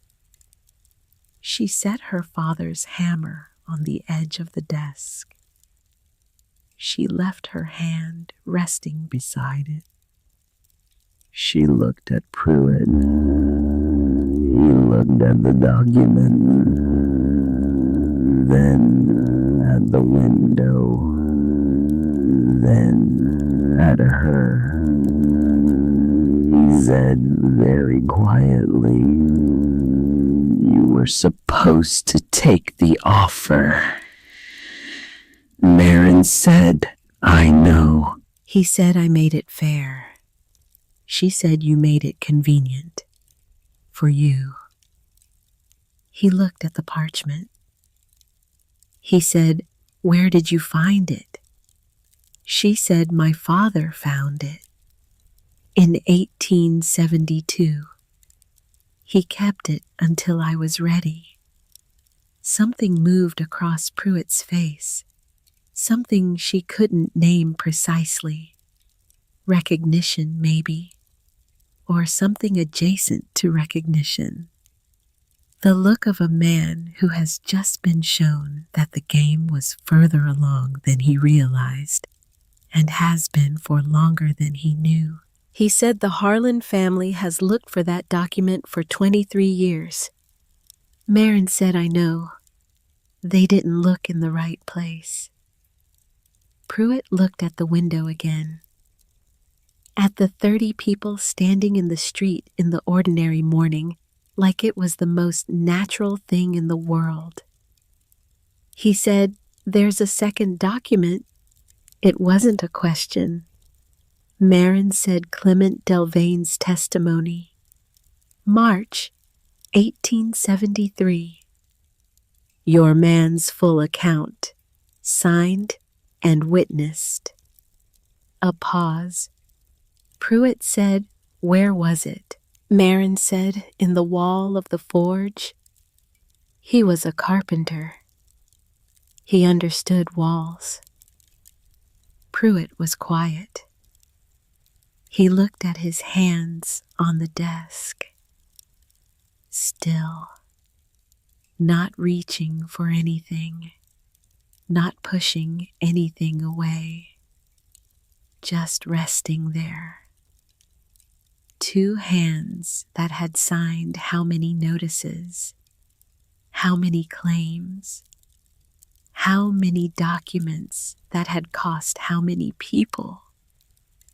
How many years of money and fear and quiet resignation? He said the Harlan family sent me a letter 2 nights ago. Marin waited.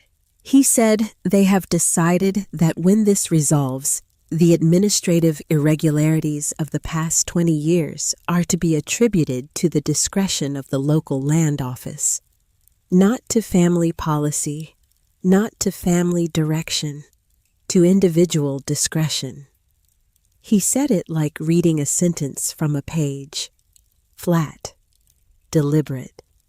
Marin said, "They're going to make you the responsible party." He said, "Yes." She said, "And your father before you, and his father." He said, "Yes."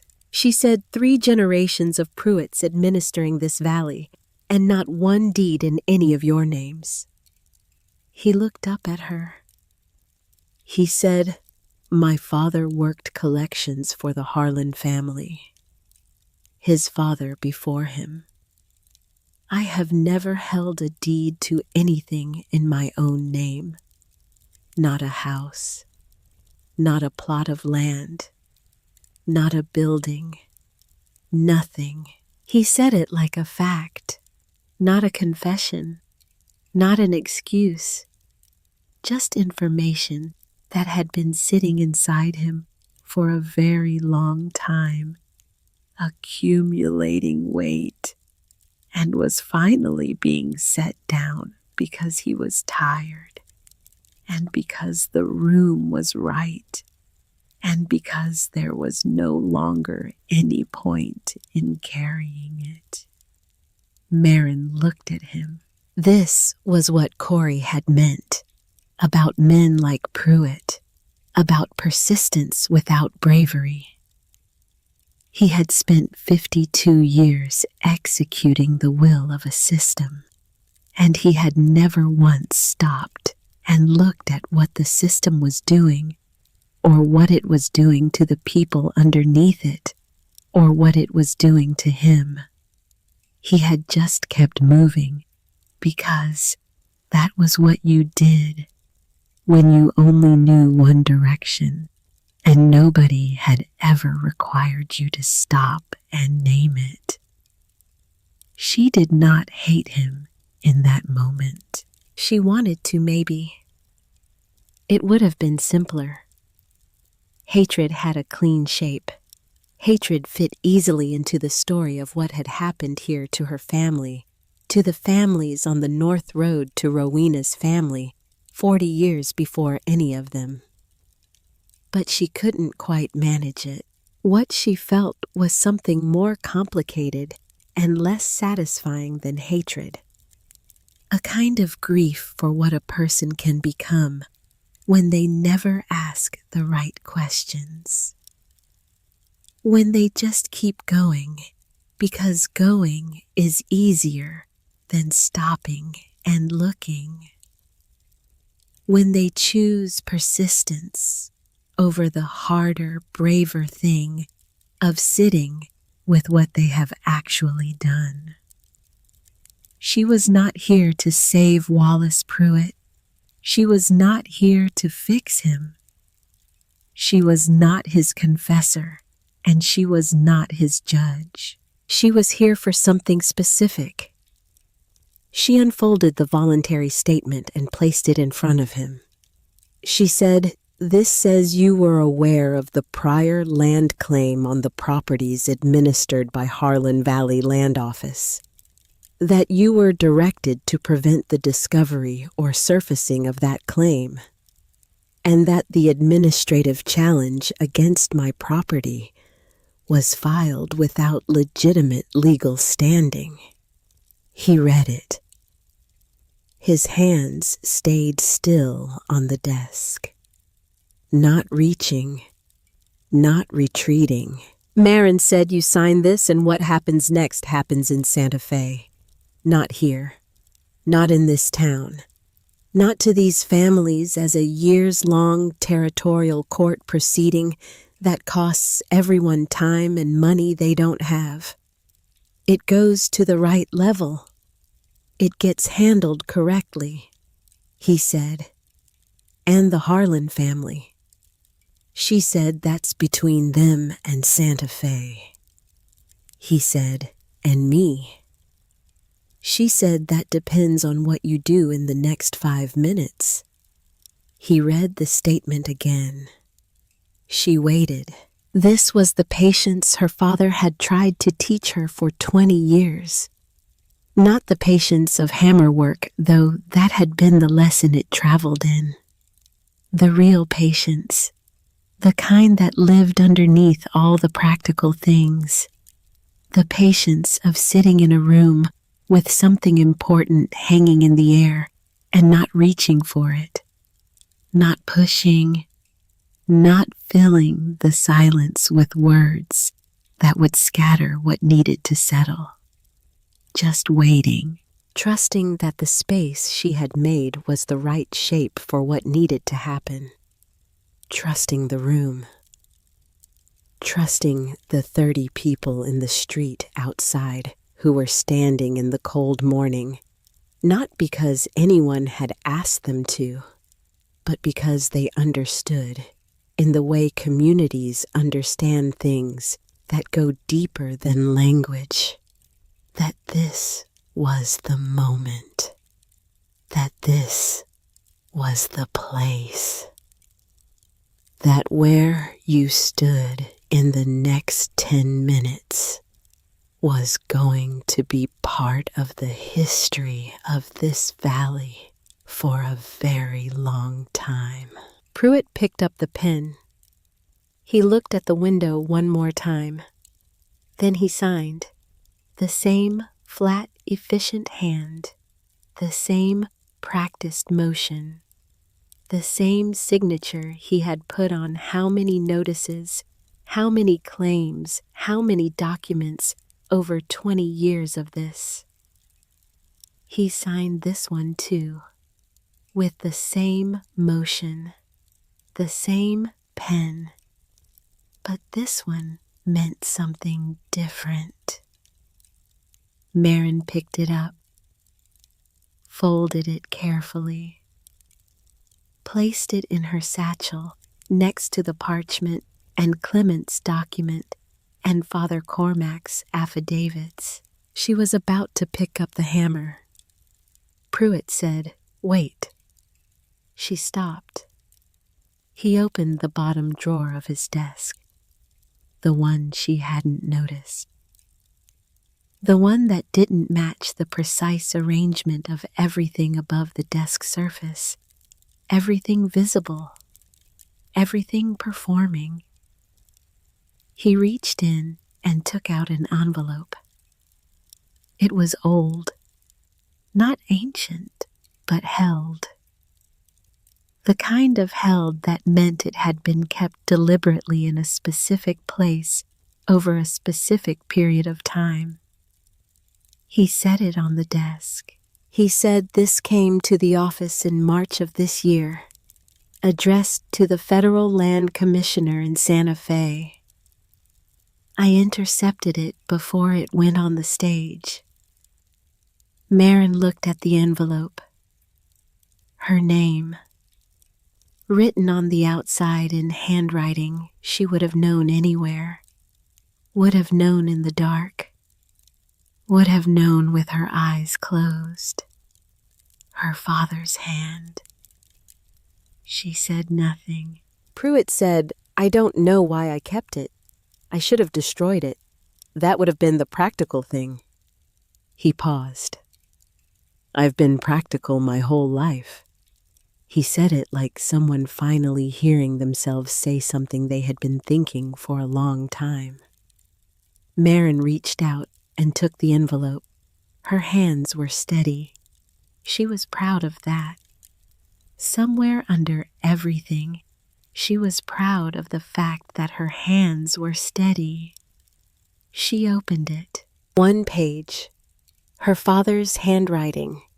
The deliberate, careful letters he had drilled into her at the kitchen table when she was 6 years old. You write like you work, Marin, with precision and with care, because what you put down is what you're accountable for. She read it. He had written it in the last month of his life. She could see it in the writing, not in the words, but in the hand itself. A slight change in the way the letters landed on the page. The tremor of illness running underneath the precision. The effort of making it look like it wasn't an effort. He had written to the Federal Land Commissioner in Santa Fe. He had written about the parchment, about what it was and where it had come from and what he believed it meant.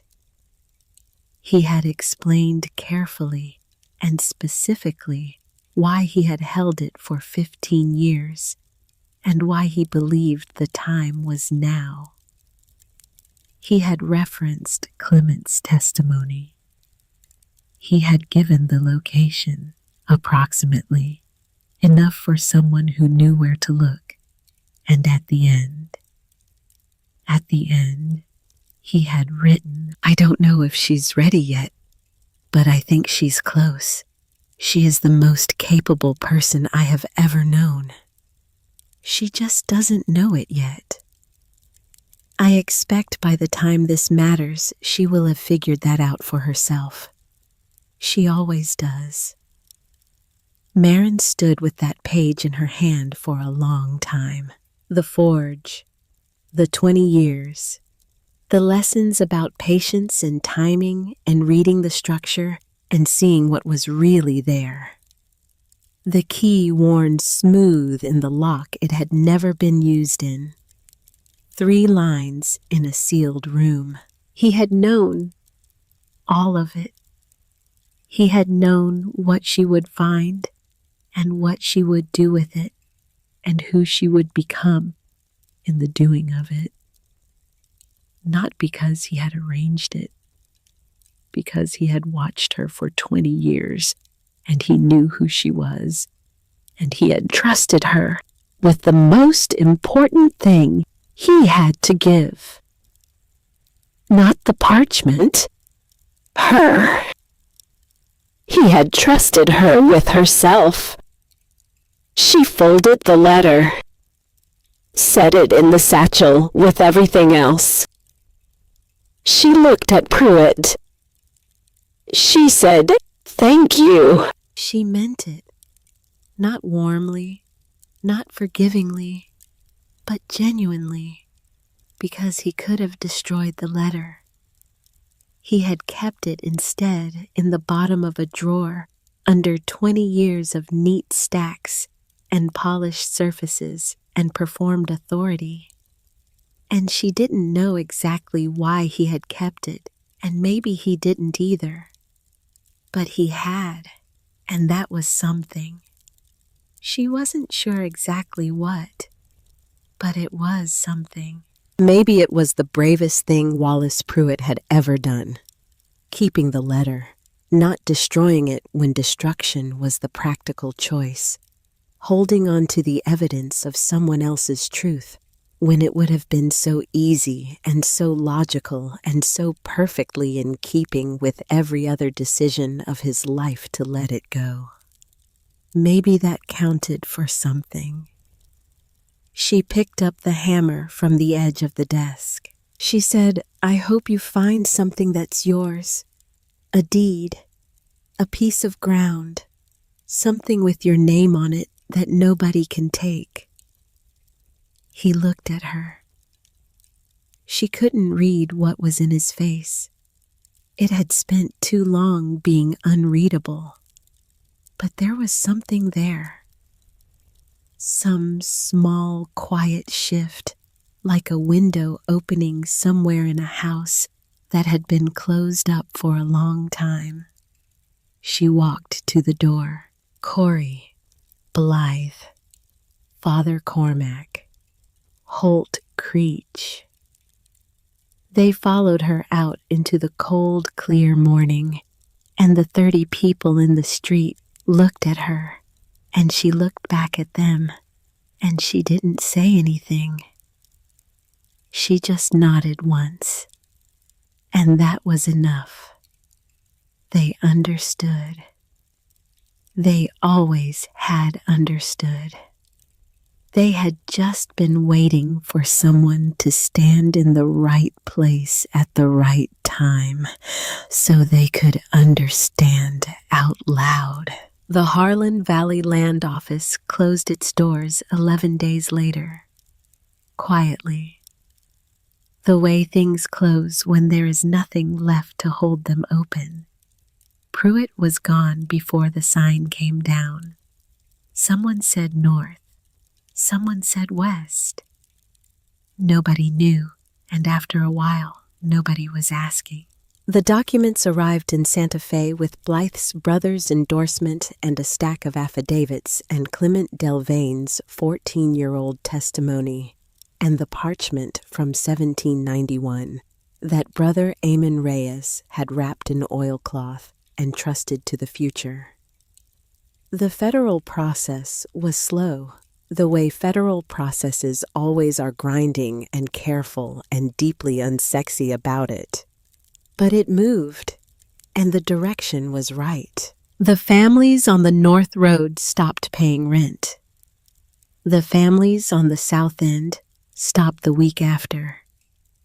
Nobody challenged them, because there was nothing left to challenge them with. Marin kept the forge going. The sound of her hammer in the mornings had become part of the rhythm of Denton Hollow, the way her father's hammer had been part of the rhythm of a different era. She didn't think about that too much, because she was 20 years old and she had work to do. And when she thought about it too long, something happened in her chest that she didn't have time for before noon. Holt Creech showed up one morning without being asked or announced, which was typical of Holt Creech, who considered announcements a form of inefficiency. He had a piece of lumber under one arm and a tin of paint. He had mixed himself to what was apparently exactly the right shade of exactly the right color, a decision he had clearly made independently and without consultation, and was not going to revisit. Marin looked up from her work. She said, "What are you doing?" He said, "Fixing your sign." She said, "I don't have a sign." He said, "You will." He set up his ladder, went to work, his back to her, making careful, deliberate movements with the brush in the way of a man who had done precise work his entire life and was not going to become imprecise about it at 72. Marin put her hammer down and watched. He was up there a while. When he came down, he gathered his paint and his ladder and looked at what he had done with the satisfaction of a man reviewing work that had come out exactly as intended. Marin turned around. Above the forge door, in clean, deliberate letters, Callaway Forge. Community work. Not her father's name, not her name with his. Something that meant something different. Something that said, "This place is for more than one person's livelihood." Something that said the work done here belongs to everyone who needs it. She looked at it for a long time. She said, "You could have asked me." Holt said, "You would have argued." She said, "I would have made suggestions." He raised one eyebrow. The eyebrow of a man who has been right about structural things for 50 years and is not confused about whether suggestions and arguments are the same thing. She looked at the sign again. She said it's good. He said, I know. He walked off down the lane with his lumber and his paint and his 50 years of being right. Father Cormac came that afternoon to tell her the reliquary would be placed on the altar on Sunday. He had written to the diocese in Santa Fe, and the diocese had written back with the kind of letter priests receive when something genuinely significant has been recovered. Formal and important, and barely containing, if you read it carefully, something that was actual joy. He said, Brother Amon Reyes will be formally acknowledged. What he preserved will be formally returned. Marin said, I'll be there. He looked at her for a moment. He said your father would have been proud of you. She looked at the forge. She said he taught me everything I used. Father Cormac said that's what parents do when they do it right. He left. She stood in the quiet of the afternoon. The work finished for the day, the forge cooling from its morning heat.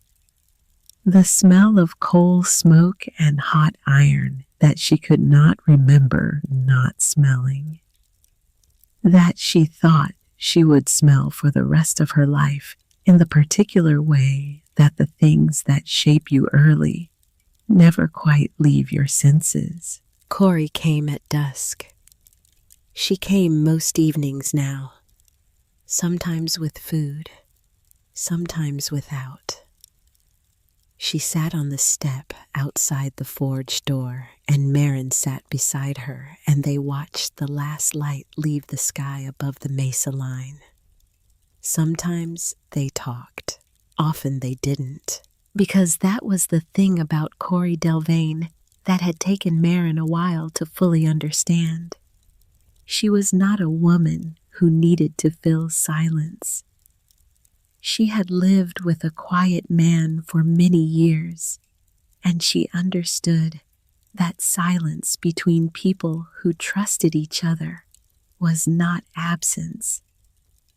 It was a different kind of presence, the kind that didn't need words to be real. The sky went from rose to violet to the deep, clear blue that the New Mexico desert made in the evening when the dust settled, and the air went still and the stars started showing before the last light was fully gone. Corey said Clement would have liked you. Marin said, I think I would have liked him. Corey said he was terrible at talking, but he always knew where to stand. Marin thought about that, about standing, about where you positioned yourself, about how sometimes the most important thing you could do was simply choose the right place and stay in it. Her father had stood at a cold forge in Pennsylvania after the war and decided to go west. He had stood in front of a land office agent and said no. He had stood behind her for 20 years while she learned, and had the grace to step back when the learning required it, and had the patience to wait 15 years for the right moment, and had the courage to die still trusting her with everything. Brother Amon Reyes had stood in a crumbling mission in 1791 and decided that the things worth saving were worth burying. Had trusted a stranger not yet born with the most important thing he had. Clement Delvain had stood in a dark forge in 1873 and chosen a place in the wall and trusted it to hold. And Marin had stood in a doorway with 9 days and a hammer and decided to find out what was worth finding. That was all it ever was. Knowing where to stand, and then standing there and not moving. She went inside as the dark came fully down. She built up the fire in the hearth, stood in front of it, and let the warmth settle into her. On the mantelpiece, she had placed two things. On the left, the reliquary of Brother Amon Reyes. Tomorrow, Father Cormac would take it to the church where it belonged, and she would go and watch him place it on the altar, and it would be right. But tonight, it was here. Its dark wood polished to a soft shine, its mother of pearl catching the firelight and holding small points of color the way it had been doing for nearly 100 years, patient and unchanged, waiting for someone to look at it properly. On the right, her father's small forging hammer, hickory handle worn smooth by his hands and then hers. The head of hardened steel whose face she kept dressed and clean, because that was what you did with tools that mattered. You maintained them. You kept them ready for what came next. One object built from faith. One object built from craft. And in a particular way, they were the same object, because both had been made with the belief that someone who came after would need what was being made. Both had been kept through years of difficulty and darkness and uncertainty. Both had been held by hands that understood the difference between what you owned and what you were entrusted with. Those were not the same thing. Owning was easy. Owning was just having. Being entrusted was different. Being entrusted meant someone had looked at you and decided you were the right person for something that mattered. It meant carrying it carefully, passing it forward when the time came, trusting the person who came after you the way you had been trusted by the person who came before. She stood in front of her fire for a long time. She was 20 years old. She had started this spring with 9 days and a hammer and a question she couldn't let go of.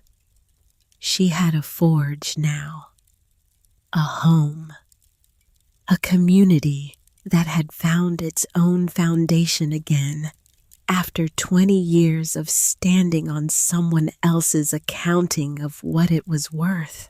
She had Corey sitting on her step most evenings.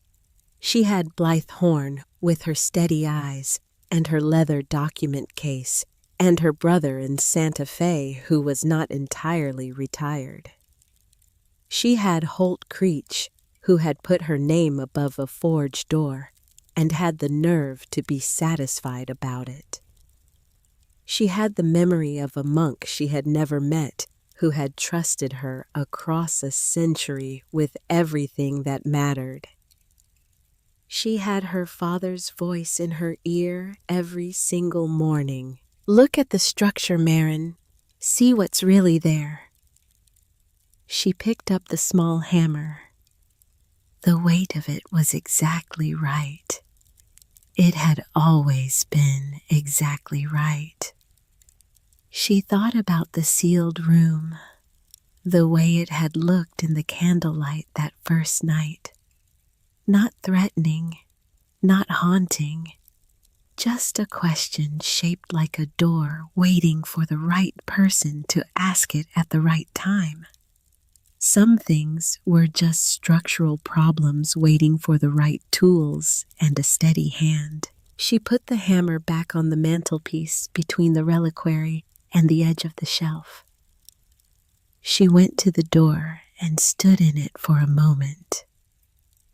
The air was cold and clean and smelled of desert evening and juniper and the particular mineral coolness that came off the sandstone cliffs after dark. The stars were extraordinary. They always were out here once the light was fully gone, and the sky had room to be what it actually was. Denton Hollow was quiet. Small fires in the windows. The sound of a door somewhere across town. The settling sounds of a community at rest.